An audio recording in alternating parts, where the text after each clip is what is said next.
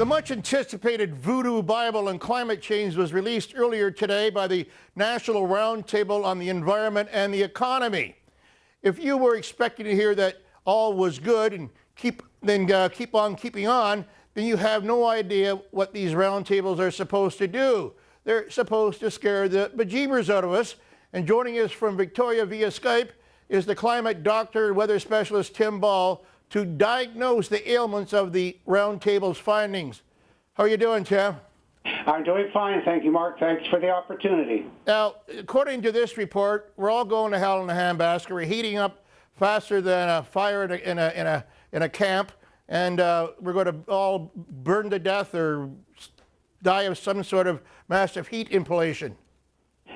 Well, as Toynbee said about history, it's just one damn thing after another. And, of course, the alarmists are stoking this up because they're losing the battle on the science side of it, so they have to raise the bar with the fear and the fear-mongering, which is exactly what this is. Your analysis and people in your scientific community are actually saying that we're cooling down, not warming up.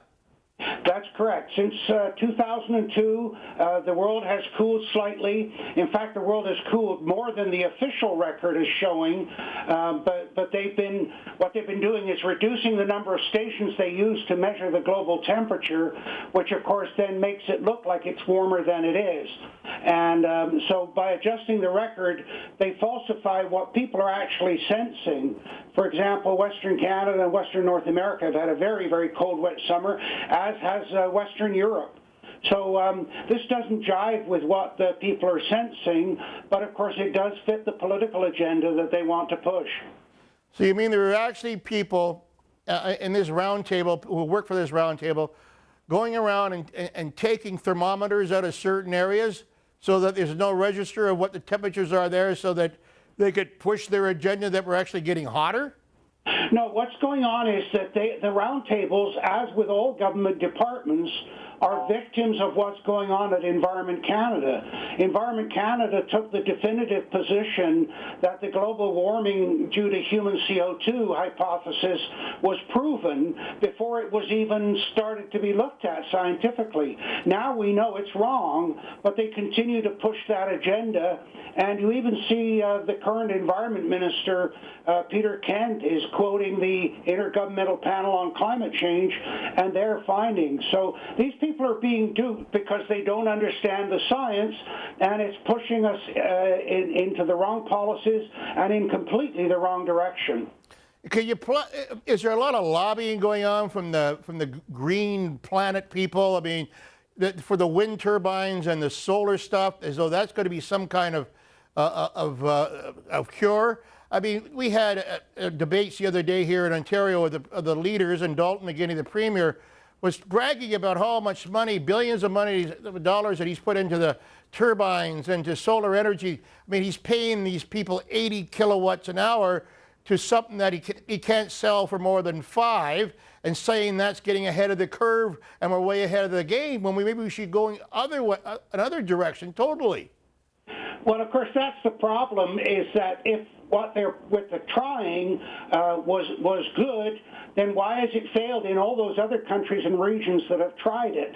It started in Ontario with Maurice Strong when he took over Ontario Hydro and closed stations, closed the power plants, and set them on a path to energy inefficiency. And of course, McGuinty's buying that, being pushed by Suzuki.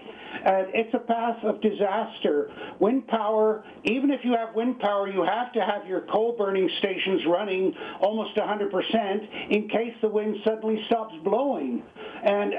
So they've got a serious problem on their hands, and this is all part of the lobbying that CO2 is a problem, and that became the sole focus of the Intergovernmental Panel on Climate Change, which incidentally Environment Canada was very much involved with. The first meeting at which it was formed was chaired by an Assistant Deputy Minister of Environment Canada, and they continued to push that false science even though the evidence shows them wrong. And of course, out of that has come this idea that alternate energies can work, and they simply don't.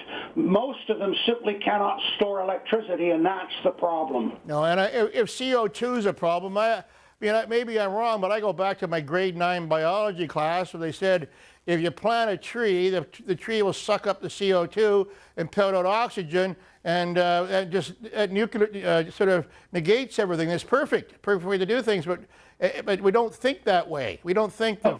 Well, of course, the thing is that Gore's going around saying that at 385 parts per million, that's the highest level. In fact, it's the lowest level in 600 million years. And in commercial greenhouses around the world, they pump up to 1,200 parts per million to make the plants grow 4 times more efficiently. So the idea that CO2 levels are exceptionally high is absolutely false. And in fact, it's been much higher in the past. And there's no connection between CO2 level and temperature. In fact, this is one of the fundamental problems, Mark, is that in their hypothesis, they said if CO2 goes up, temperature will go up. Every single record that we have shows exactly the opposite. The temperature increases before the CO2, not as they assume in their hypothesis. Isn't that something else, Tim? I appreciate that. So, meanwhile, Al Gore and Suzuki are getting rich on bogus snake poison, snake oil, and you and I are staying poor by knowing the truth. Doesn't seem to make any sense to me. Thanks for joining us, so I appreciate it very much. We'll have you back again to sort of every time one of these little panels comes out. There's always worth discussing because I just cannot believe the bogus stuff is being tossed our way. Thanks for joining us. Thank you kindly.